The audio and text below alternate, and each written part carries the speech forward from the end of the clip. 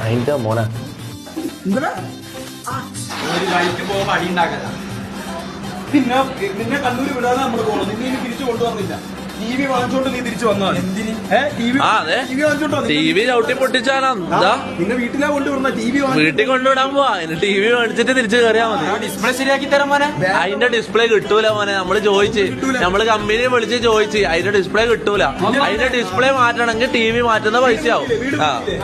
ഇനി നിന്റെ അടുത്ത് കാര്യം പറയാല, നമുക്ക് കേസൊന്നുമില്ല. നിന്നെ കൊണ്ടുവിടാൻ വേണ്ടിട്ട് നമ്മൾ പോണത്. അതിനാ നമ്മൾ എന്റെ ഡ്രസ്സും ബാഗും ഇതൊക്കെ അവിടെ ഉണ്ട്. അതൊക്കെ നീ ടി വി കൊണ്ടുവച്ചിട്ട് നീ എടുത്തോണ്ട് പോയിക്കോ.